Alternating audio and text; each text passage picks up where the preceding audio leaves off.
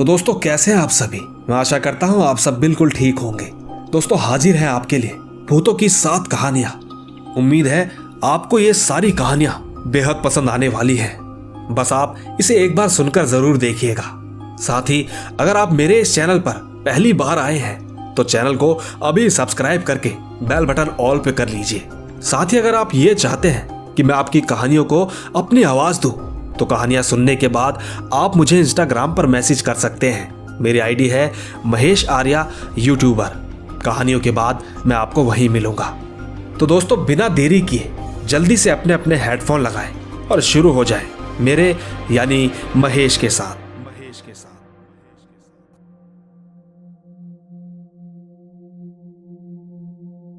दोस्तों मेरा नाम सियान आचार्य है और मैं सिर्फ शौक के लिए यूट्यूब पर यात्रा वीडियो बनाता हूं। इसीलिए मैं अक्सर यात्रा करता रहता हूं। इसी तरह मैं 2 सितंबर 2021 को राजस्थान की यात्रा पर गया था। पहले हम उदयपुर गए और फिर जोधपुर में हमने एक बहुत बड़ा रिजॉर्ट बुक किया जो कि किसी महल जैसा दिखता था। हम लोग ठीक 5 तारीख को सुबह 7 बजे जोधपुर पहुंचे। रिजॉर्ट की वैन हमें वहां लेने आई थी। होटल पहुंचकर हम बहुत खुश हुए। यह एक बहुत बड़ा महल था। हर कमरे को अच्छे से डिजाइन किया गया था और तो और उस हवेली को एक महल का एहसास दिया गया था। देखकर ऐसा लगता था जैसे हम अपने अतीत की यात्रा पर हो। दोस्तों हमें अपना कमरा टेरेस पे मिला, जो टेरेस में इकलौता कमरा था। हमें इससे थोड़ा अजीब तो लगा लेकिन हम ठीक थे क्योंकि कमरा वाकई खूबसूरत था। फ्रेश होने के बाद हमने समय बर्बाद नहीं किया। हम सीधा जोधपुर की ट्रिप के लिए निकल पड़े।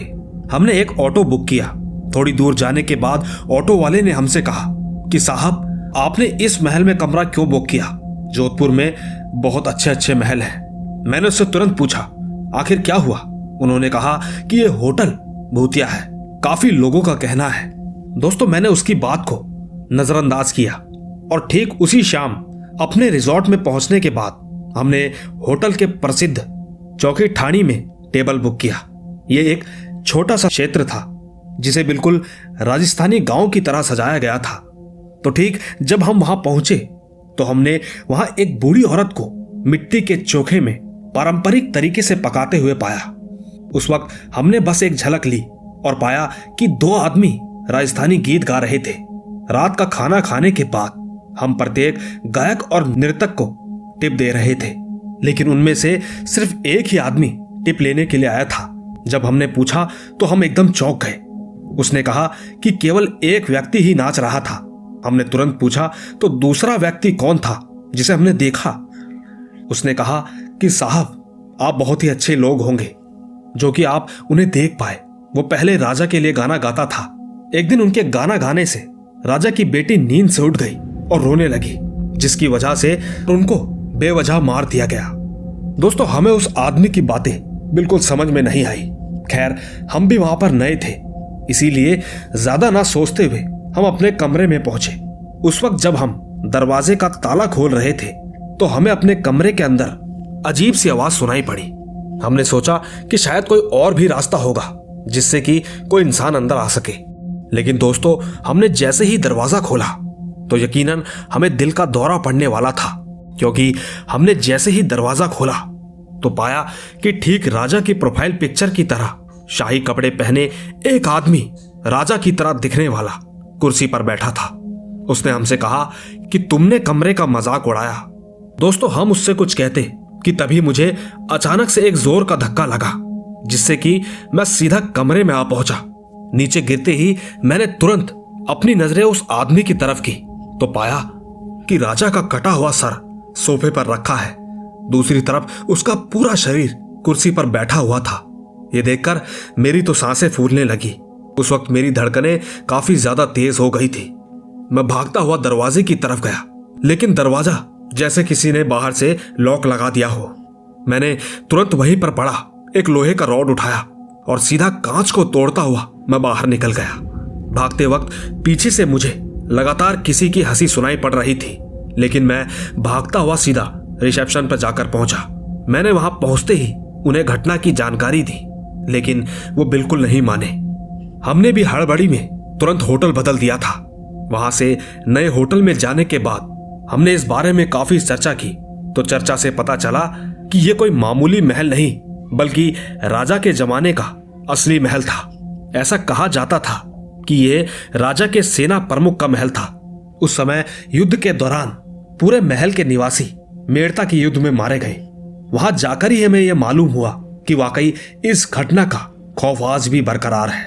इस कहानी के जरिए बस मैं आपसे इतना ही कहना चाहता हूं कि अगर आप भी कभी कहीं घूमने जाएं तो हमेशा ऐसी ऐतिहासिक जगहों पर सिर्फ दोपहर में ही जाएं। तो दोस्तों देखा आपने, ये थी सियान आचार्य की कहानी। दोस्तों इस कहानी से हमें यह पता चलता है कि शायद आज भी कहीं ना कहीं इन सब चीजों का वास है। अब न जाने इन्होंने ऐसी वहां कौन सी गलती की जिसकी वजह से इन्हें यह देखना पड़ा।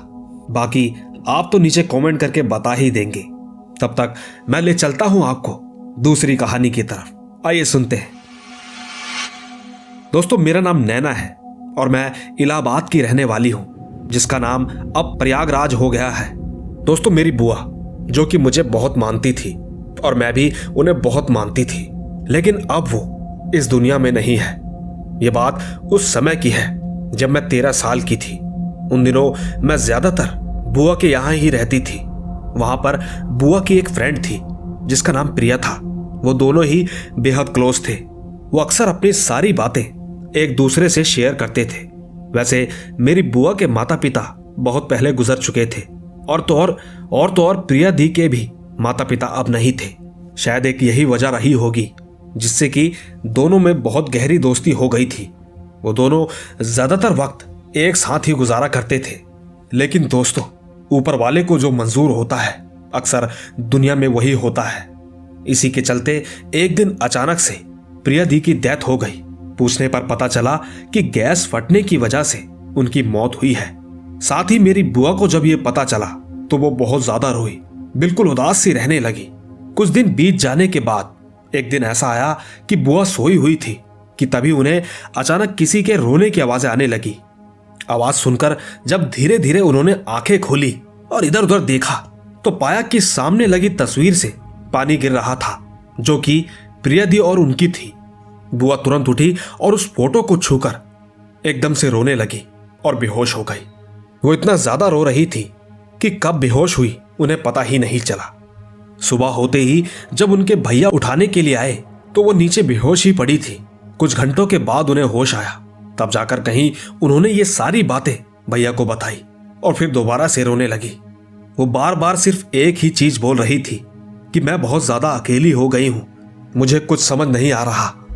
पूरा दिन गुजर जाने के बाद उसी दिन रात में वो तेजी से चिल्लाने लगी। वो कभी हंसती तो कभी रोने लगती। उनकी चीखें सुनकर भैया उनके कमरे में आए तो उन्होंने बुआ को दीवार पर सर मारते हुए देखा। भैया ने तुरंत उन्हें वहां से हटाकर बिस्तर पर लेटा दिया। भैया बगल के घर में से एक बूढ़े दादा को लेकर आए। बूढ़े दादा ने आते ही बुआ की वो हालत को देखकर भैया से कहा कि जाओ और पास के गांव से किसी ओझा को बुलाकर लाओ। दोस्तों ओझा जी आते ही समझ गए कि बुआ के ऊपर किसी ऊपरी चक्कर का साया है। उन्होंने मिलकर बुआ को उठाकर हॉल में लेटा दिया और कुछ मंत्र बोलने लगे। थोड़ी ही देर बाद अचानक बुआ उठकर अपना सर जोर जोर से हिलाने लगी। बुआ के उठते ही ओझा जी ने तुरंत उनसे पूछा कि तुम कौन हो और यहां क्यों आई हो। 2 या 3 बार लगातार पूछने के बाद अचानक बुआ के अंदर से 2 लड़कियों की आवाजें एक साथ निकली। उस आवाज ने कहा कि मैं प्रिया हूं, मैं इसे अपने साथ ले जाने आई हूं। ओझा ने तुरंत कहा कि तुम तो एक हादसे में मारी गई थी, तो इसमें इस बेचारी की क्या गलती। बुआ ने कहा कि मैं किसी हादसे में नहीं मारी गई, बल्कि मुझे मेरे भैया और उनके दोस्तों ने मारा है। मैं किसी लड़के से प्यार करती थी पर वो हमारी जात का नहीं था। ये बात जब मैंने अपने भैया को बताई तो वो मुझ पर गुस्सा करने लगे। उन्होंने मेरा सिर दीवार से टकरा दिया जिसके कारण मैंने वहीं पर दम तोड़ दिया।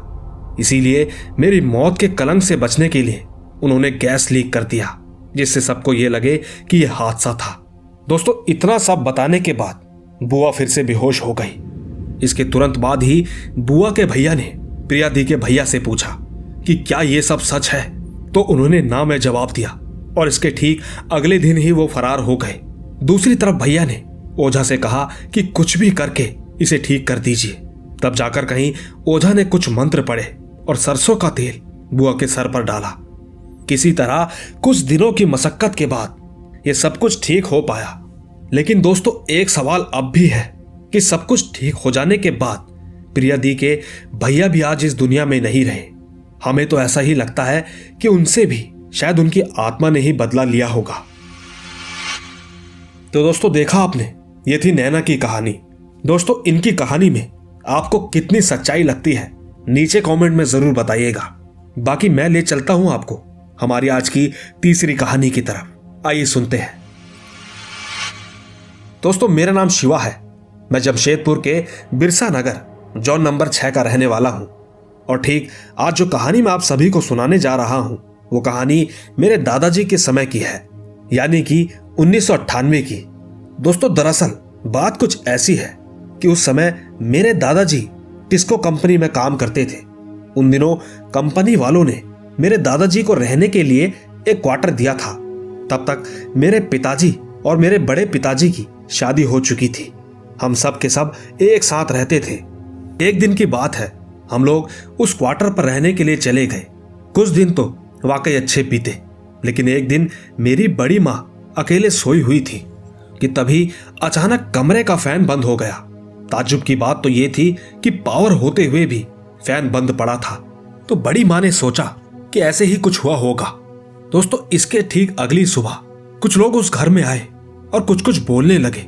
उनकी आवाजें सुनकर दादाजी घर के बाहर आए। बाहर आते ही वो लोग दादाजी से पूछने लगे कि क्या आप लोग दिन में सोते हो और रात को काम करते हो? रात भर कपड़े और बर्तन धोने की आवाजें आती रहती हैं। उनकी बातें सुनकर दादाजी ने तुरंत सबको बाहर बुलाया और पूछा कि रात में कौन काम कर रहा था। सबने कहा कोई भी नहीं।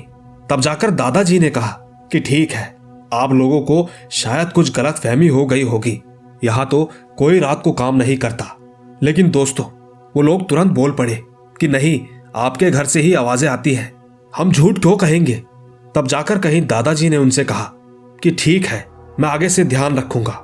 दोस्तों, इसके बाद हम सब लोग अंदर चले गए और धीरे धीरे कुछ दिन और बीते।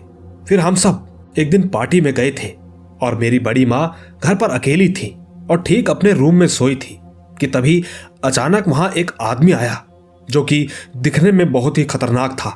उसके चेहरे पर बहुत बाल थे। वो पूरा का पूरा भालू जैसा दिखाई पड़ रहा था।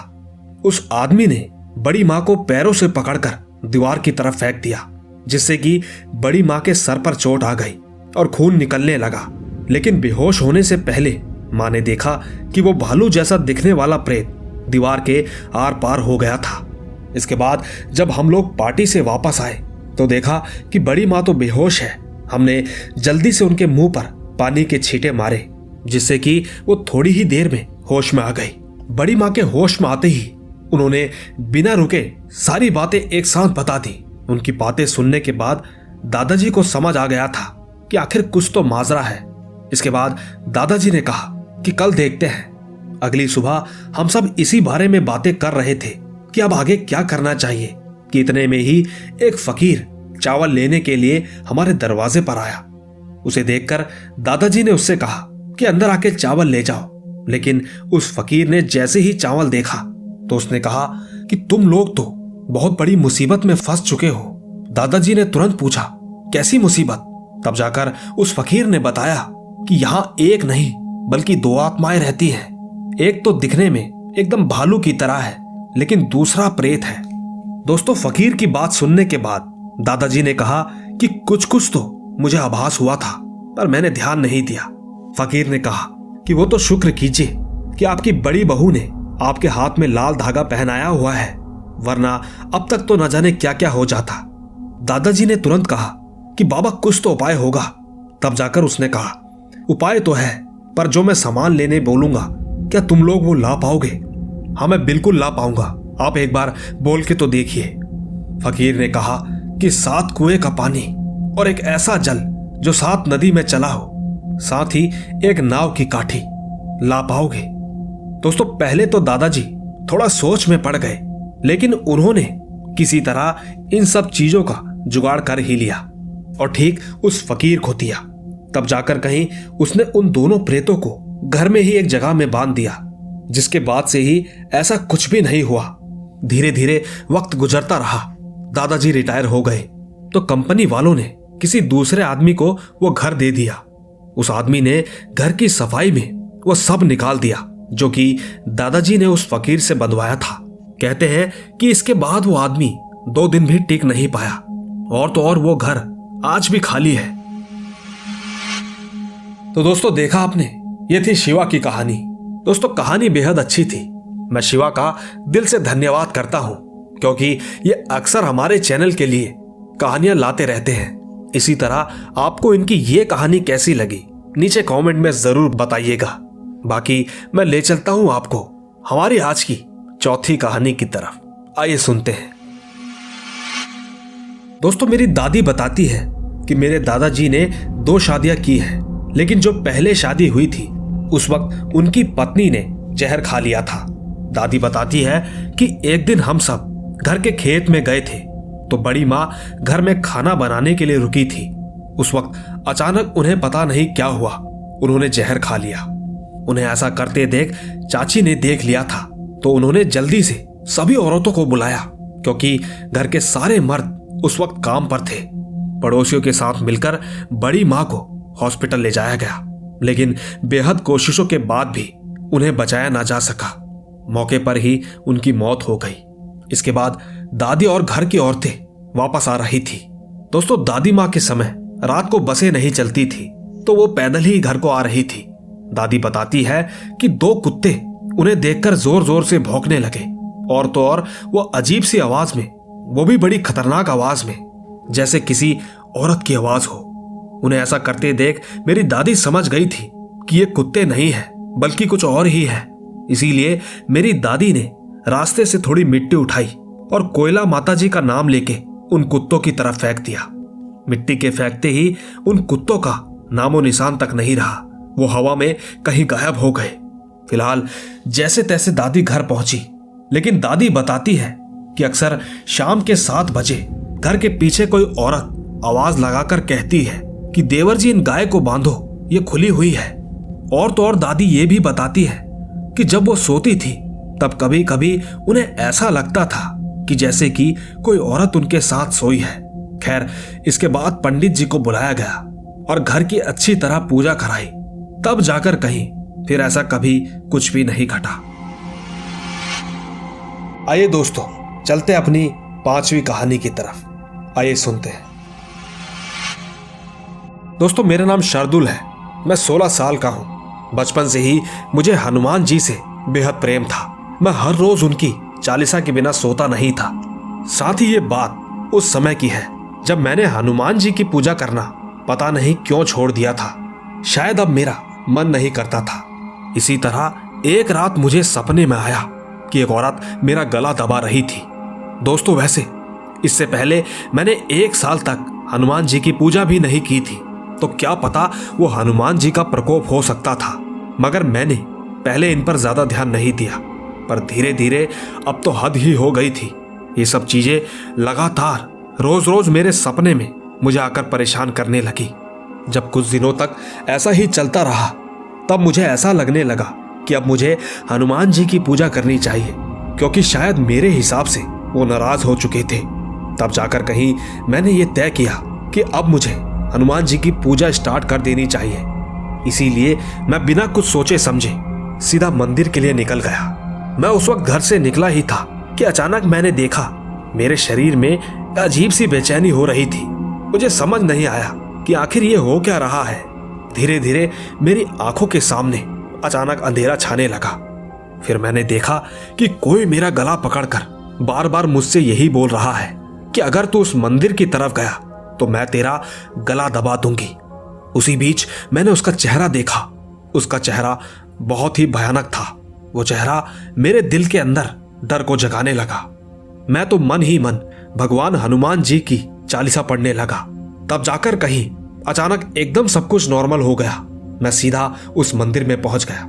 वहां जाकर सबसे पहले मैंने हनुमान जी की आरती की और फिर एक पाठ जिसे लोग बजरंग बाण के नाम से भी जानते हैं, मैंने अपनी आंखें बंद की और सच्चे मन से जपना शुरू कर दिया। तब जाकर मैंने कहीं देखा एक बहुत ही भयानक औरत को एक डंडे से मार रहा था। साथ ही मैं अपने आप को भी देख रहा था। वो औरत एकटक मुझे देखने लगी, लेकिन वो बंदर लगातार उसे मारते जा रहा था। फिर मैंने देखा कि वो बंदर अचानक से चमकने लगा और हवा में कहीं गायब सा हो गया। दोस्तों, कहीं ना कहीं इसका मतलब तो ये हो सकता है कि जरूर हो ना हो वो कोई भगवान का ही अवतार था जिसने उस औरत का मुझसे पीछा छुड़वाया था। लेकिन दोस्तों, वो औरत मेरे ही पीछे क्यों पड़ी, ये बात तो मैं आज तक नहीं जान पाया हूं। अगर आपको इस बारे में कोई भी जानकारी हो तो नीचे कमेंट में जरूर बताइएगा। हालांकि उस दिन हनुमान जी की वजह से मेरी जान बच गई, वैसे वही मेरे लिए काफी है। पर साथ ही उस दिन के बाद से मैंने कभी भी हनुमान जी की पूजा करना नहीं छोड़ा है। तो दोस्तों, देखा आपने, ये थी शार्दुल की कहानी। इस कहानी को सुनकर आप क्या कहना चाहते हैं नीचे कमेंट जरूर कीजिएगा। बाकी मैं ले चलता हूं आपको हमारी छठी कहानी की तरफ। आइए सुनते हैं। दोस्तों, मेरा नाम पार्थिक है और यह घटना मेरे साथ उस वक्त घटी थी जब मैं अपने मामा के यहां गया हुआ था। दोस्तों, मेरे मामा के गांव में एक खेत पड़ता है और वो खेत मेरे मामा का ही है। उस दिन जब मैंने मामा को फोन करके बताया कि आज मैं उनसे मिलने के लिए आ रहा हूं, तो उस वक्त शाम के लगभग 6 बज रहे थे। मेरे मामा मुझे साफ साफ मना करते हुए कह रहे थे कि तुम रात में इस गांव में मत आना। मगर दोस्तों, मैं कहां मानने वाला था।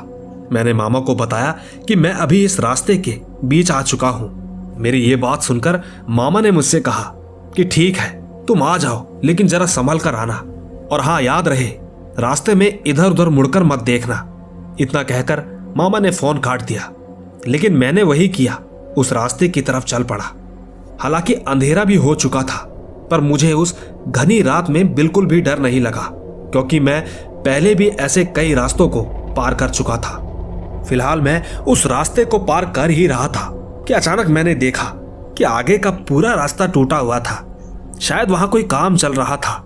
इसी बीच मैंने सोचा कि मैं उस खेत वाले रास्ते की तरफ से होकर चला जाता हूं। और ठीक अब मैं उस रास्ते पर पहुंच चुका था जिस रास्ते के बारे में मेरे मामा के गांव वाले काफी बनावटी कहानियां लेकर घूमते थे। मैं ठीक उस रास्ते को पार कर ही रहा था कि मैंने देखा कि एक रुमाल पहना हुआ आदमी उस रास्ते के बिल्कुल एक कोने पर खड़ा था। पर मुझे मेरे मामा ने कहा था कि रास्ते में किसी से बातचीत मत करना। मगर मैं ठहरा शैतानी दिमाग का कहां पीछे रहने वाला था। मैंने उस आदमी से कहा, भाई साहब, आपको कहां जाना है?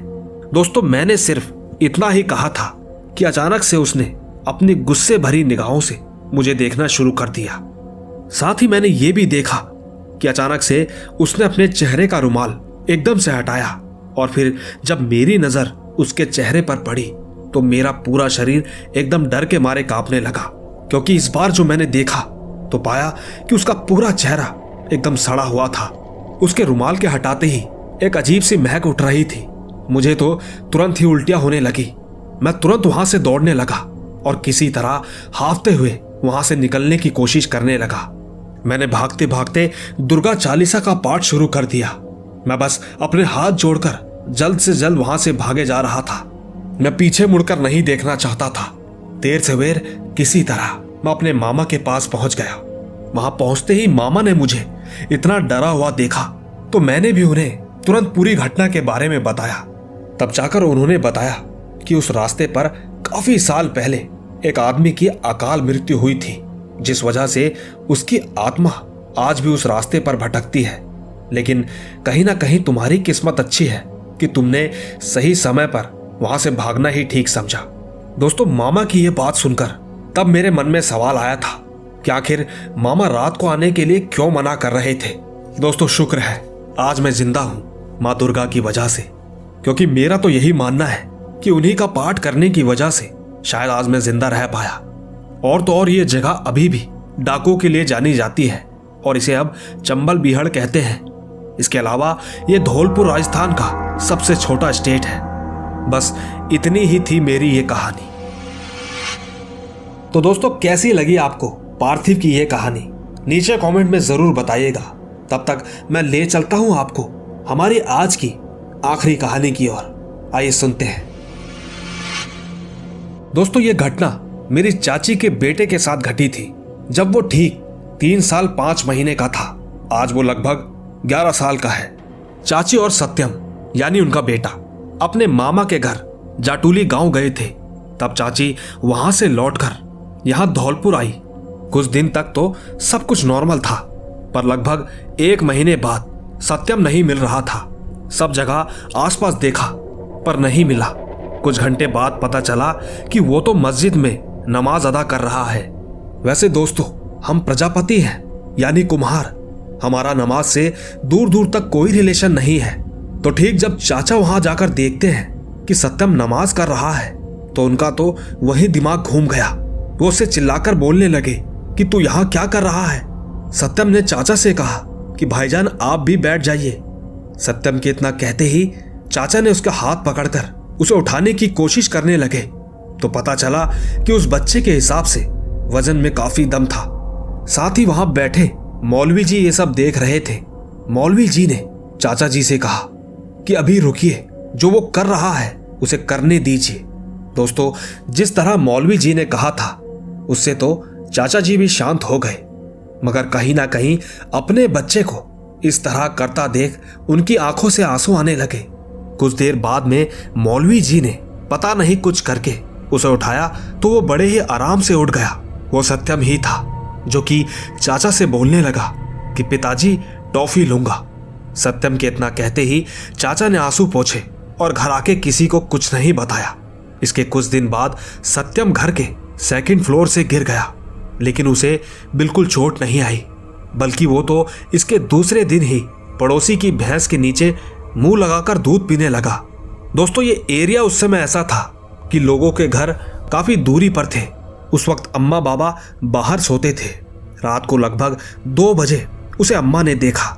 वो तुरंत चिल्लाकर बोली कि इसके ऊपर कोई जिन्न है, क्योंकि उसके पास में ही 3 बिल्लियां भी थी जो कि जिन्न ही मानी जाती हैं। सबके सब एकदम से डर गए, पर मेरी अम्मा बहुत ही ज्यादा हिम्मत वाली थी। तो ठीक उसी समय अम्मा ने गाली देना शुरू कर दिया।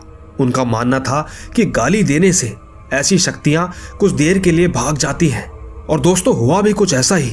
खैर, जैसे ही सुबह हुई तो सत्यम अपने कमरे में ही नमाज पढ़ने लगा। सत्यम को नमाज पढ़ता देख चाचा ने कुछ भी नहीं कहा। वो सीधा उसी मौलवी जी के पास चले गए और उन्हें घर पर ले आए। घर आने के बाद मौलवी जी ने उससे पूछा कि तू कौन है, इस मासूम ने तेरा क्या बिगाड़ा। मौलवी जी के इतना पूछते ही सत्यम एक अजीब सी आवाज में बोला कि मैं तो सो रहा था, बीच में ये क्यों आया मेरे पास मेरी नींद हराम करने। अब मैं तुम सबकी नींद हराम करूंगा। दोस्तों, सत्यम की इस बात पर मौलवी ने कहा, पर तू इसे क्यों परेशान कर रहा है। उसने कहा कि ये स्कूल में जाकर मेरी जगह पर टॉयलेट करके आया है और अब मैं इसे नहीं छोड़ने वाला।